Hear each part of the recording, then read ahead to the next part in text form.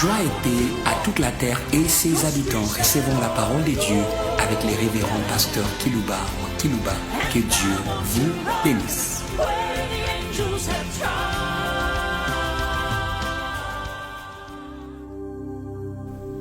Fidèles auditeurs de notre intervention hebdomadaire de chaque mercredi, nous vous saluons au nom du Seigneur Jésus,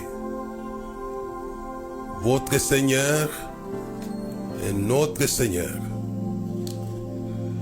Aujourd'hui, je vais vous entretenir sur un sujet intitulé « Vous avez la victoire avant la victoire » pour les gains majeurs. Voilà mon sujet du jour, que je répète encore une fois de plus. Vous avez la victoire avant la victoire pour les gains majeurs. Je vais lire avec vous dans le livre d'Apocalypse chapitre 6, versets 1 à 2. Ensuite, je lirai avec vous le livre des Nombres, chapitre 14, versets 40, 44 à 46. Et nous allons terminer par 1 Samuel, chapitre 15, versets 22 à 24. Je lis pour vous Apocalypse chapitre 6, versets 1 à 2. Je regardais quand l'agneau ouvrit un de sept sceaux, et j'ai entendu l'un des quatre êtres vivants qui disait comme d'une voix de tonnerre: Viens. Je regardais, voici parut un cheval blanc. Celui qui les montait avait un arc, une couronne lui fut donnée. Oh, alléluia! On lui donne la couronne de victoire. Il partit en vainqueur et pour vaincre. Oh, alléluia! Vous allez recevoir aujourd'hui la victoire avant la victoire pour des gains majeurs. J'aime bien comment notre frère Jean, celui de Patmos, résume ces choses. C'est un guerrier, puisque voici Paris, un cheval blanc, et celui qui l'est monté, c'était un guerrier.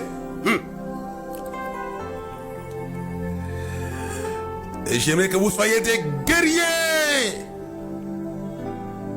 couronnés de victoire et pour vaincre. Et je crois qu'il en sera ainsi. Aujourd'hui, nous sommes dans une journée de guerre, alors de guerre et de combats de la foi. J'aimerais que l'Église puisse adhérer à l'esprit de guerre, précédé par la victoire. C'est vraiment intéressant dans ce texte ici. La victoire précède la guerre. C'est pas dans mon sujet, j'ai dit, vous avez la victoire, croyez à ce que vous savez et vous le verrez.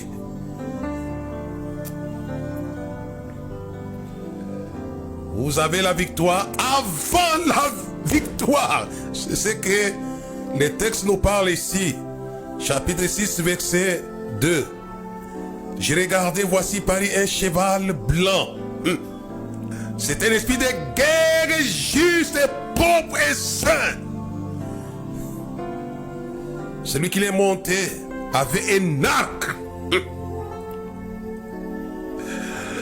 vous allez recevoir les actes de prière. Comme l'église de Jérusalem avait utilisé son arc de prière pour vaincre l'ennemi de l'église. C'est la prière qui avait lâché Michael, qui avait frappé Hérode. Recevez les arcs. Si vous ne les avez pas, recevez les arcs de victoire.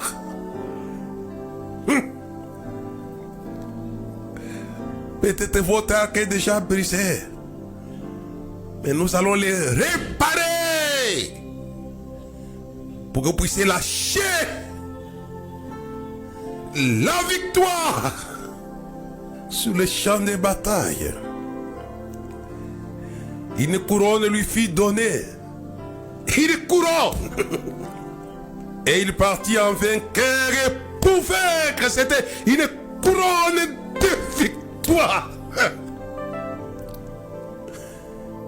Comme Jésus avait été couronné avant la victoire.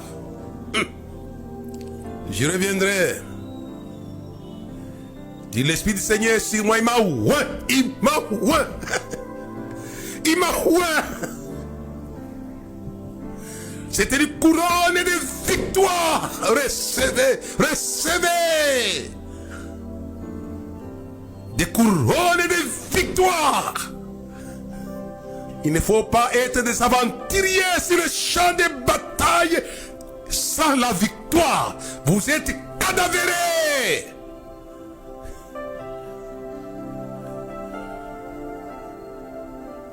Nous avions parlé la fois passée sur la génération King David. C'était un jeune homme qui était couronné de victoire. Et qu'est-ce qu'il avait dit? Cette multitude saura que la victoire appartient à l'Éternel. Il a fait la victoire. Il était couronné de victoire, David. Et j'aimerais que vous soyez couronné de victoire. Quelle est ta couronne? Moi, ma couronne, c'est des couronnes de victoire. Quand je sens l'onction pendant que je parle, je sais que c'est une couronne de victoire opérationnelle. Et David était couronné. Comme Samuel était descendu à Bethléem, il avait approché ce jeune homme. Il lui avait donné la couronne de victoire sur tous les Philistins. Alléluia et alléluia. Vous allez recevoir dans vos villes, dans vos nations, les dons de couronne de victoire. On lui donna, on donne et on donne à celui qui demande. Demandez, nous allons vous donner les dons de victoire. Oh, alléluia. Une couronne lui fit donner. Une couronne lui fit donner. Mais quelle était cette couronne? Une couronne de victoire. Il partit en vainqueur et pour vaincre. Vous allez recevoir cela. Ce n'est pas des amusements que j'ai fait. C'est ce que Samuel avait fait. Il avait dit à Saül, arrête-toi. Je te ferai entendre la parole de Dieu. Et après avoir parlé, il avait donné la couronne de victoire avec laquelle il avait fait échec Amalek. Amalek a été vaincu par la couronne de victoire de Saül. Donnée après avoir écouté la parole de Dieu. C'est pourquoi je vous parle aujourd'hui. Habitants de la terre, hommes et femmes de l'église, jeunes et vieux. Le but de ce que je parle aujourd'hui, c'est de vous donné les couronnes de victoire pour que vous puissiez descendre pour avoir la victoire et voir la victoire, toucher la victoire, manger la victoire. Vous avez mangé, vous avez suffisamment mangé la défaite, c'est amer. Mais la victoire est si qu'il rentre, elle communique la joie. La Bible dit les 70 disciples revinrent avec joie en disant tous les démons nous sont soumis en ton nom. Et je vous donne un sujet de joie, la couronne de victoire. Vous n'allez plus pleurer, vous allez chanter, louer les dieux de victoire. Comme quand le jeune homme David avait rentabilisé sa couronne de victoire. Il avait terrassé Goliath. Quelle que soit la grandeur des ennemis que vous avez en face, ça importe peu. Ce qui vaut de la peine, c'est ce que vous avez avant la guerre. On lui donna une couronne. Dieu n'est pas irresponsable, c'est un Dieu responsable. Avant d'envoyer Jésus se battre dans le désert contre Satan, le diable, son père lui avait donné aussi des couronnes de victoire. Alléluia et alléluia. Ici, c'est l'un des 4 êtres vivants qui donne la couronne de victoire à celui qui était monté sur le cheval blanc. C'est Jésus, c'était Jean-Baptiste. Chez Samuel, chez Saül, c'était Samuel. Chez David était le prophète Samuel. C'est pourquoi il y a du respect pour les hommes de Dieu. Ils peuvent vous donner ce que vous n'avez pas. Apprenez à vous approcher d'eux. Comme Jésus, quand il est ressuscité, dans Daniel dit, j'ai vu quelqu'un de semblable à un fils de l'homme. Il dit, fut venir sur les nuées des cieux. On l'approcha devant l'ancien des jours. On lui donna le règne et la gloire et toutes les nations les servir. Il y a des dons dans le ciel. Les gens passent leur temps à demander des choses banales et inutiles. Mais si je voulais m'arrêter sur les dons de couronne de victoire, alléluia. Demandez, l'on vous donnera. On lui donna, on vous donnera. Le ciel a des dons les meilleurs. Mais aujourd'hui, je me suis arrêté avec vous sur les dons les meilleurs. La couronne de victoire. Ça va descendre dans votre vie, dans votre pays, dans votre maison. Pour tous qui nous suivez. C'est le schéma de cette couronne.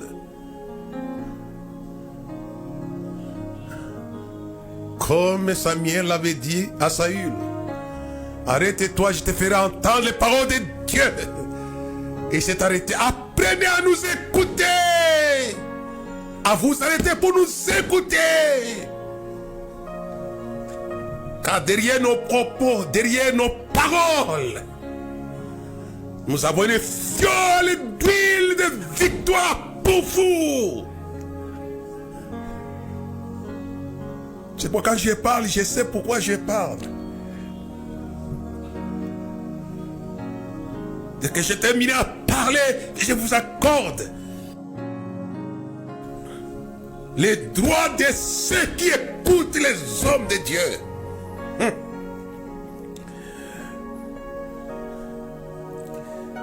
Il y a aussi le droit de ceux qui n'écoutent pas les hommes de Dieu. C'est la mort. Vous savez vous-même comment Adam avait refusé d'écouter Dieu. Il a fini par le cercueil. Mais les droits de ceux qui écoutent la parole de Dieu, quelle que soit votre nation, quelle que soit votre ville, quelle que soit votre langue, votre tribu, votre race, votre âge, votre statut, vous allez recevoir ce qu'il y a de meilleur dans le ciel. La couronne de victoire. Il partit en vainqueur pour vaincre. Et Jésus, il est chez Job, apprenez à côtoyer les hommes de Dieu. Ce sont des adresses de victoire. C'est puisque Saül avait appris à côtoyer Samuel. David avait appris à côtoyer Samuel, qui avait des couronnes de victoire. Jésus a côtoyé Jean-Baptiste. Approchez-vous des hommes de Dieu. C'est des canaux autorisés de victoire céleste. Oh, alléluia, alléluia. Et je l'ai dit même aux hommes politiques du monde, écoutez-moi bien, apprenez à côtoyer les hommes de Dieu. Ne demandez pas ce que les hommes de Dieu vous côtoient, mais apprenez-vous à les côtoyer. Tel a été le roi d'Israël avant la mort du prophète Élisée. Il a appelé, il est parti voir l'homme de Dieu. Apprenez à aller voir les hommes de Dieu. Ça ne vous rabaisse en rien. Côtoyez-les dans vos pays. Hommes politiques. Un roi est allé voir l'homme de Dieu Élisée pour avoir la victoire avant la victoire. Oh, alléluia. Et quand il arrive, il lui dit, ok, je vais maintenant partir, prends ton arc et prends des flèches. Il avait pris, je crois, 3 flèches. Et il a dit, maintenant, tends ton arc. Élisée avait mis ses mains sur les mains du roi. Il tire. Il tire la première flèche. Tire encore, il tire la deuxième flèche. Tire encore, il tire la troisième flèche. Et l'homme de la foi, Élisée, je vous parle par la foi. Avant que cela vous arrive, vous allez vaincre.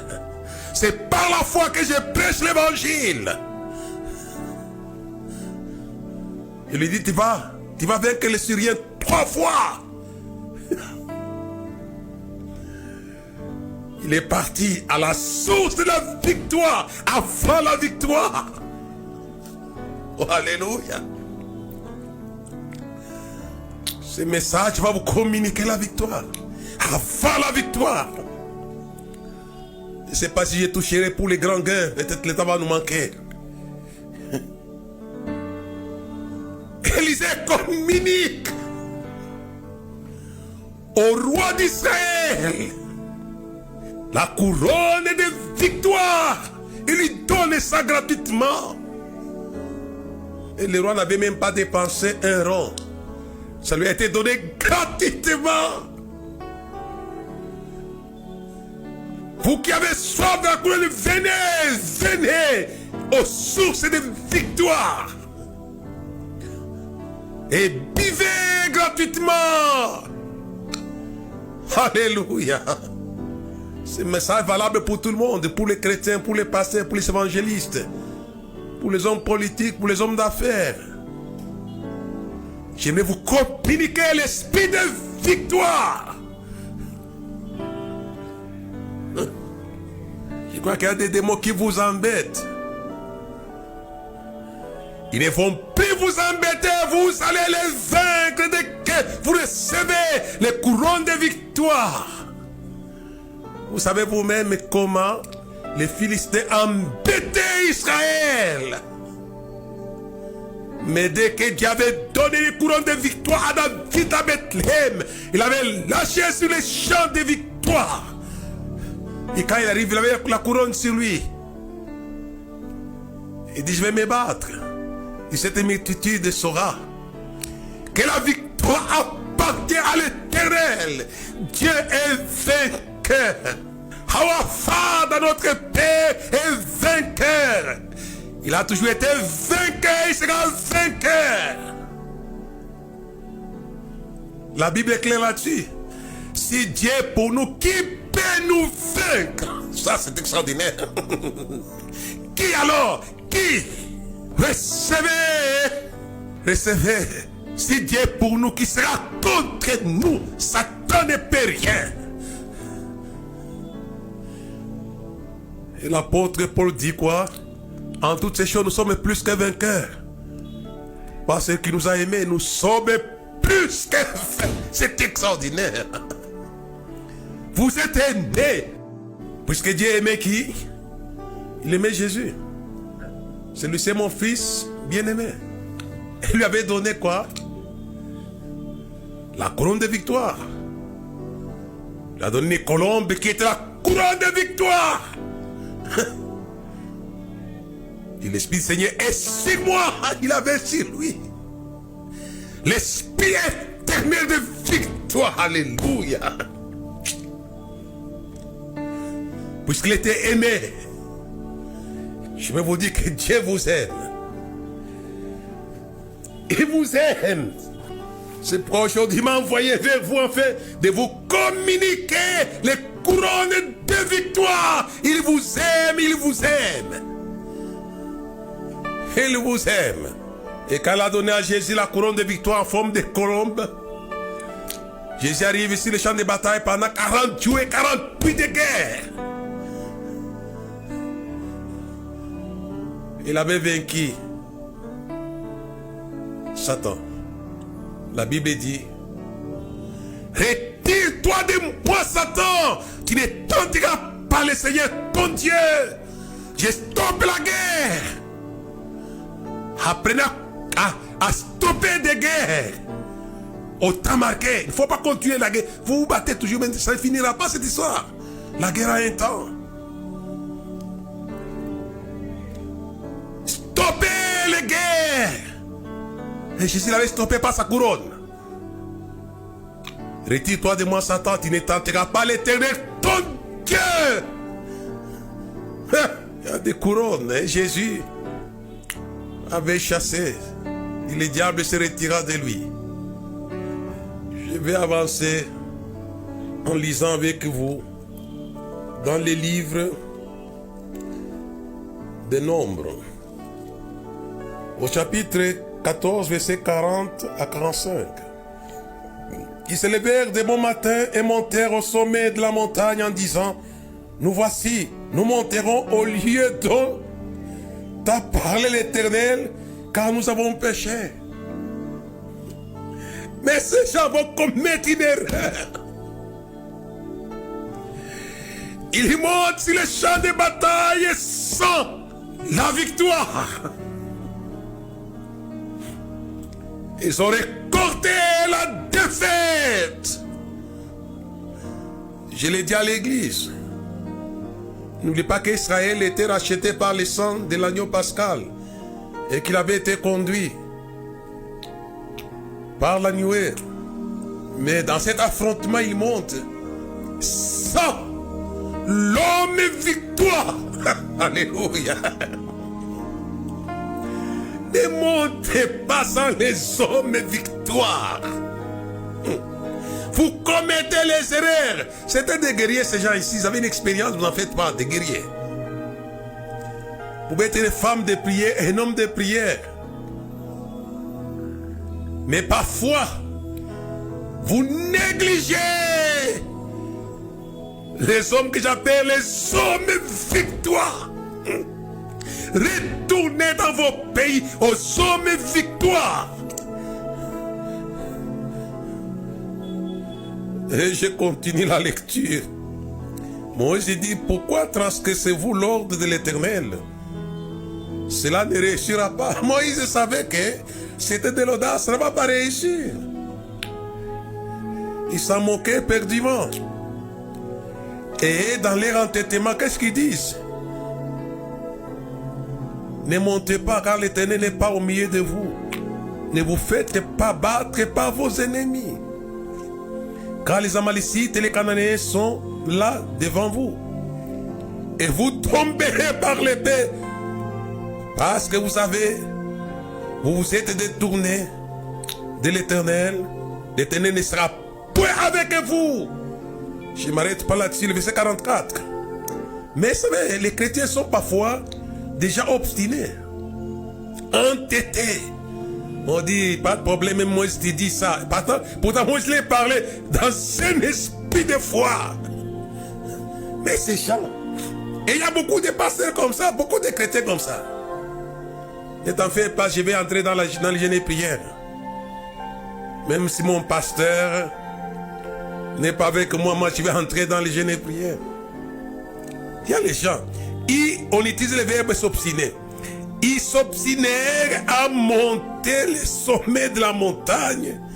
Mais l'arche de l'alliance et Moïse ne sortirent point du milieu des camps.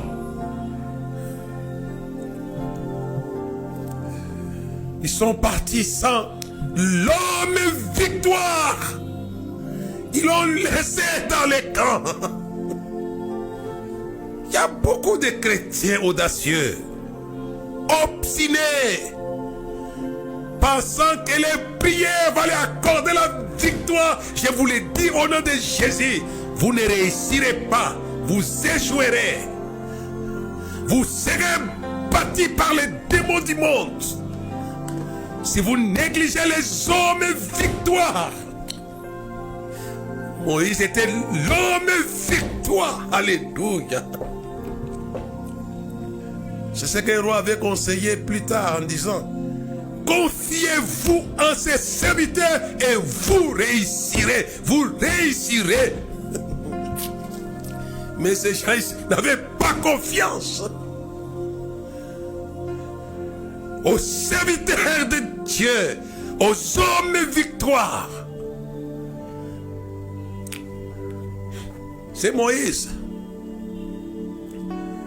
qui était l'homme victoire. Et vous savez vous-même que cette aventure s'était soldée dans la défaite. Alors descendirent les Amalécites, les Cananéens qui habitaient cette montagne. Ils les battirent, les taillèrent en pièces jusqu'à l'Orma. Vous serez taillés en pièces. Il est bâti.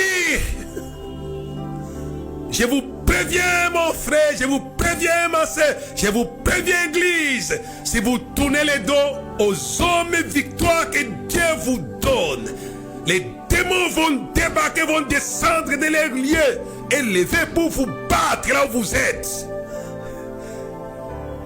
Je ne vous fais pas peur, mais ça va se passer de cette manière. Car je crois à la parole de Dieu. Tout ce qui me révèle est vrai.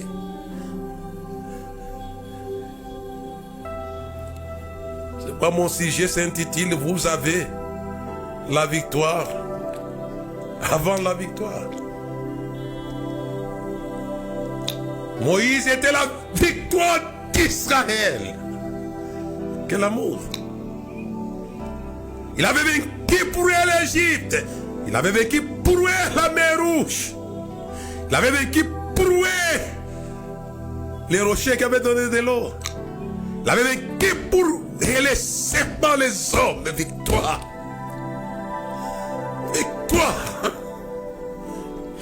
Moïse était un homme victoire multisectoriel. Recevez les hommes victoire multisectoriel. Hey, hey, hey, hey, hey. Qu'à la fin voulait boxer Israël, Dieu avait aligné les grands boxeurs de la fin, Moïse. Et Moïse avait boxé la fin. Et la manne est venue, ils ont mangé. Et les cailles sont venus, c'était les boxeurs de la 17. Alléluia et alléluia. Alléluia. N'oubliez pas les hommes victoire.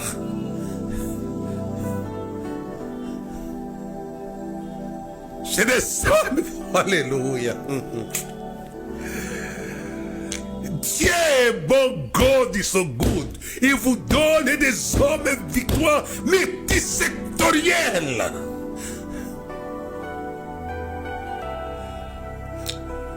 C'est pourquoi Dieu, quand Moïse allait partir, il conseille Josué, n'oublie pas l'homme victoire.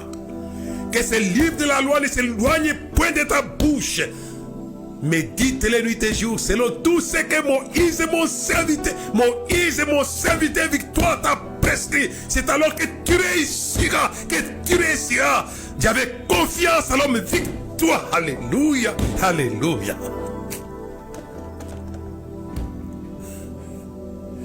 N'oubliez pas cela.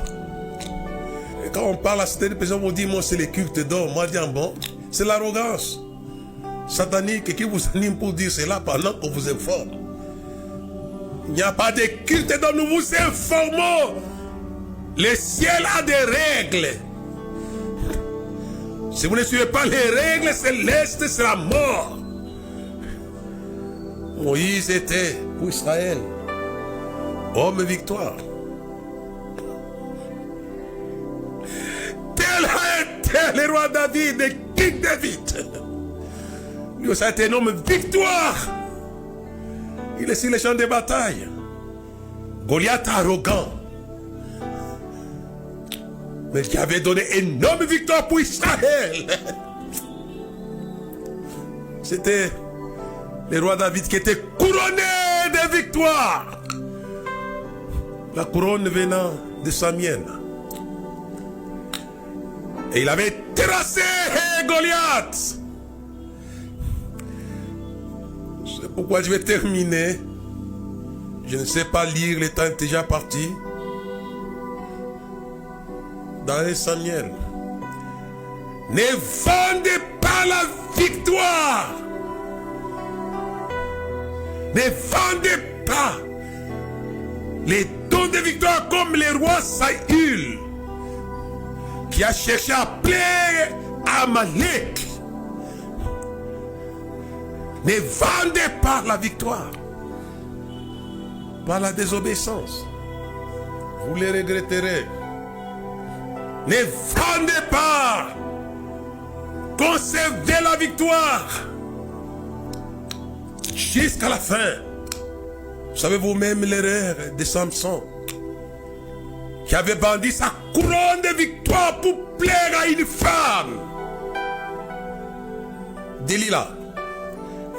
Ne vendez pas vos victoires. Non, non. Ne vendez pas vos victoires. Vous savez, il est mort avec les yeux troués. Il avait été ligoté pour avoir vendu sa couronne de victoire. Pourtant, on lui avait dit, le rasoir ne passera pas sur sa tête. Puisque Delilah, sous l'instigation des pères des Philistins, derrière la sollicitation de l'achat de vos victoires, il y a des princes de ces mortes. Ne vendez pas. Je me puisse conserver comme Jésus-Christ a conservé sa couronne. Ce point n'avait pas peur d'aller dans la mort, puisqu'il avait la couronne de victoire sur sa tête. Depuis les jours de Jean-Baptiste. Gardez vos couronnes. Et c'est pourquoi la Bible dit quoi? Qui n'a n'abandonnera pas ton oin dans le séjour des morts. La couronne de victoire avait défié le séjour des morts. Et il est sorti vainqueur, vivant au siècle des siècles. Alléluia. Puisqu'il avait gardé sa couronne de victoire. C'est pourquoi je le disais un jour dans une ville, il y a quelque temps, je pense, que Jésus transportait sa résurrection sur sa tête. C'était son onction qui l'a ressuscité. Il était impossible que les liens de la mort puissent le retenir, car tu n'abandonneras pas ton oin dans le séjour des morts. C'est extraordinaire ça. Jésus était parti en vainqueur pour vaincre. Il avait la victoire avant la victoire. Alléluia. Et alléluia. Lorsqu'il rendait l'âme, il a fait la victoire. Avant de rendre l'âme, il avait la victoire. Et c'est pourquoi il est sorti. Il dit, voici, j'étais mort. Je suis vivant au siècle de ces siècles. Les clés de la mort et des séjours des morts. Quelles étaient ces clés? C'était son onction de victoire. Il a gardé ça. Jusque dans la résurrection, il gardait ça. Son père lui avait donné. Gardez l'onction. Dieu vous bénisse. Et que la grâce de Dieu repose sur son église. Et sur tout le monde. Pour que vous puissiez avoir la victoire avant la victoire. Tous ces hommes que je vous ai cités, ils savaient la victoire avant la victoire. Et ils ont vaincu. Vous allez vaincre. Tel a été Jésus. Le temps est court. Je n'ai pas parlé sur les gains. La victoire. Pour les gains majeurs. Dès que David avait vécu Goliath, il a eu des gains majeurs. Recevait des gains majeurs par la victoire. Alléluia et alléluia. Il a reçu Jonathan. Il a reçu Michal. Prince et princesse. Il a reçu les danses et les chants des femmes d'Israël. Alléluia. Allez, il faut être avec vous. Puisqu'il a vaincu Goliath. Il avait eu la popularité alors. Le temps est court, nous allons terminer par là. Parce qu'il avait vaincu. Et quand Jésus avait vaincu la mort, il a eu les gains du réveil mondial. Alléluia, alléluia. Il a eu les gains du réveil mondial. Le réveil mondial est là. Jésus est l'homme de victoire. Que la terre ne l'oublie pas. Dieu vous bénisse à la prochaine. Pensez à Jésus, l'homme victoire. Vous aurez des tribulations dans le monde, prenez courage. J'ai vaincu les mots. Alléluia et alléluia. Petits enfants, vous les avez vaincus car celui qui est en vous est plus grand que celui qui est dans le monde. Vous avez la victoire avant la victoire. Mettez-les en opération. Dieu vous bénisse, à la prochaine. Amen.